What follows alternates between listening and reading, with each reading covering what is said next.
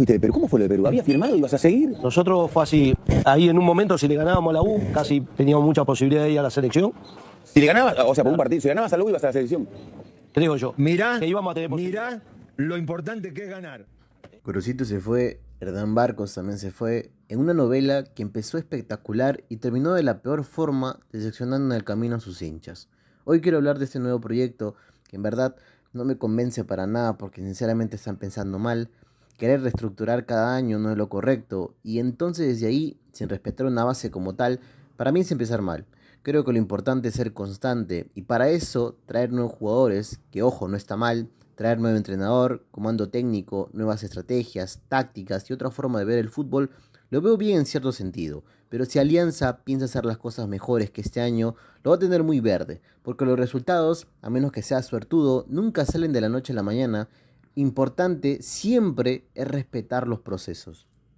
Para empezar, tenemos la salida de Gorosito. Ya todo el mundo sabe cómo se dieron las cosas, cuáles fueron las condiciones ante el último partido contra Cristal y sobre todo la respuesta si ganaba o perdía como la conocemos. Desde un primer momento traen a Gorosito por el fútbol que sabe, no es un hombre que estuvo ahí por gusto, que simplemente vino por ser argentino, porque tuvo suerte en alguna competición, sino es un entrenador que sabe de fútbol. Puede que tenga sus ideas y sus propias convicciones, un poco apoyadas por el corazón, por así decirlo, y sobre todo con el poder de convencimiento. Y es cierto, esta participación que tuvo con Alianza, tanto en la Copa Libertadores como en la Sudamericana, lo deja muy expuesto a cómo quiere afrontar los partidos.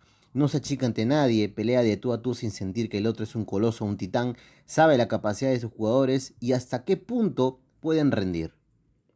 En el medio también el club, antes de jugar, vendió al número 5 a Gremio, que para nosotros era un jugador importante, importantísimo.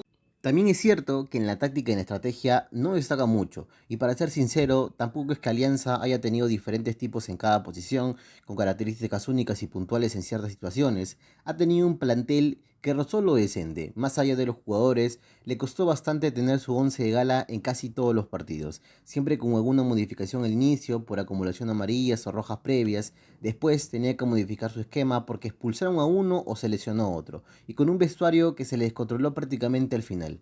Y como también él mismo lo dice, vendieron al mejor jugador en ese momento, siendo que el vestuario era uno con Noriega y después fue otro cuando Noriega se fue a Gremio.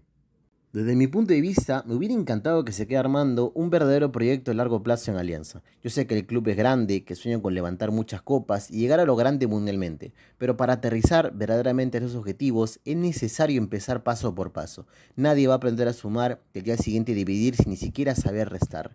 Eso es muy obvio. Y para Alianza, que tuvo un año más que aceptable, para muchos un año anormal, prácticamente que no va a pasar acá 500 años, porque Alianza nunca pudo ser constante. Estos últimos 3 años se formateó 3 veces al equipo, contratando varios entrenadores distintos, ni siquiera con una misma idea o algo parecido. Por ejemplo, tuvo a Restrepo que jugaba con línea de 3, Larriera que copiaba cualquier cosa, Soso que se creía Klopp y Gorosito fue el único capaz de hacer maravillas con un vestuario complicado y con toda la presión que era ese año para Alianza.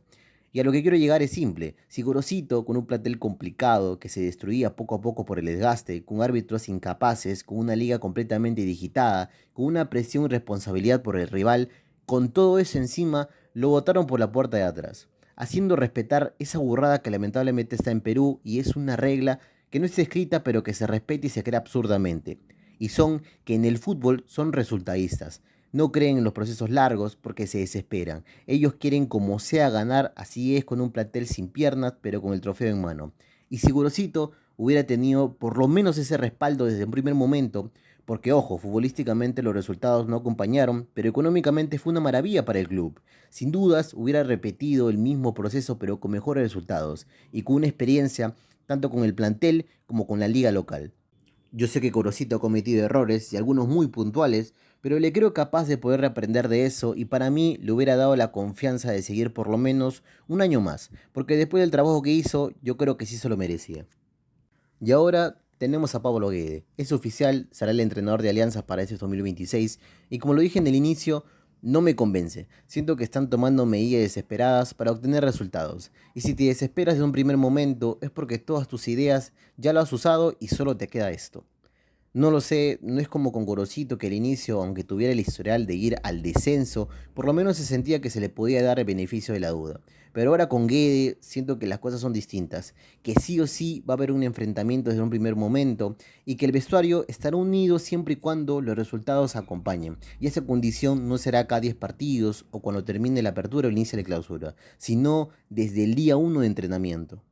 Y para acompañar mi opinión, es necesario saber su historial. Dirigió en Argentina con San Lorenzo y Argentinos Juniors, pasó por equipos de España como el Málaga, fue importante en Chile con Colo-Colo, dirigió en su momento a Carrillo en Arabia y su último país fue en México, donde tuvo varios equipos, en particular se destaca en Morelia, donde tuvo la Oreja Flores.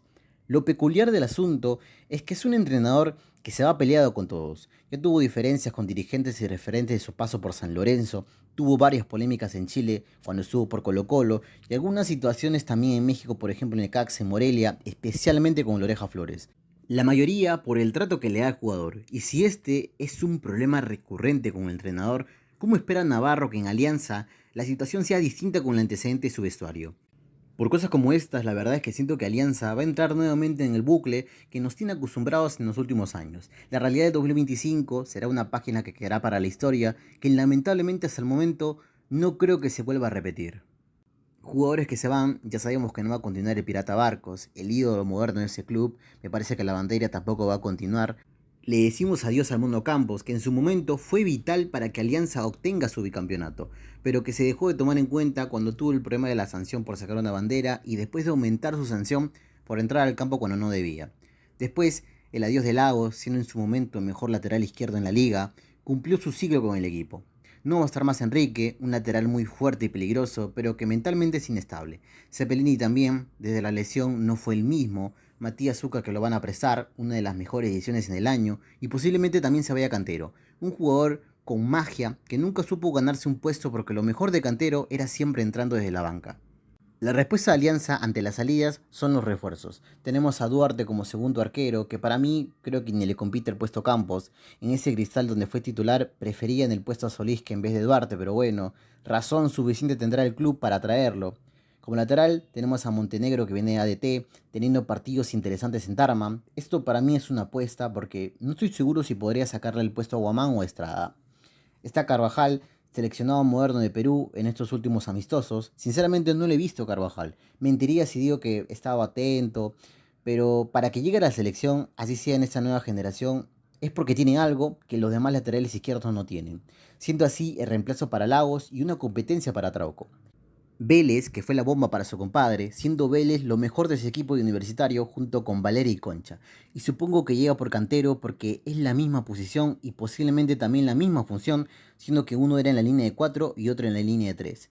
Y por último, el delantero estrella que viene desde Cali, Luis Ramos, siendo para mí la mejor contratación, porque para la Copa Libertadores sí o sí se necesita otra dinámica.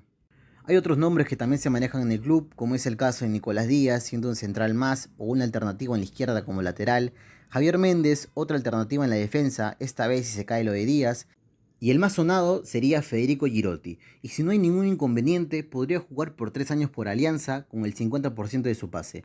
Nombre decente sobre todo el de Girotti, que lo vimos en Matute donde terminó anotando su doblete, siendo en ese partido terminando un 3-2 con un gol al último minuto de Hernán Barcos.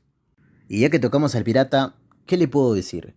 Un jugador extraordinario que vino en un mal momento al club, que supo ser profesional y sobre todo humano. Aunque no lo votaron, se siente como tal, y que se vaya de esta forma, después de todo lo que hizo, esto al hincha le duele. A la edad de 41 años, hizo hasta lo imposible para regresar a su prime y darlo todo en cada partido. Sinceramente hay muchas cosas que se pueden tocar, como es el caso de su llegada, cómo influenció al equipo, y demostró que la edad es simplemente un número. Es necesario hacerle su propio video porque Barcos se convirtió en el ídolo moderno para muchos aliancistas, tanto para los más chicos como para los más grandes, incluso los más veteranos. Y lo que hizo en este año no tiene nombre. Eso es simplemente el amor puro que puede sentir un jugador hacia su club.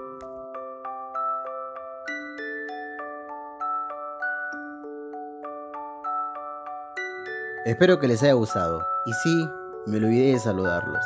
Así que les deseo muy buenos días, muy buenas tardes, muy buenas noches y sobre todo, una feliz Navidad.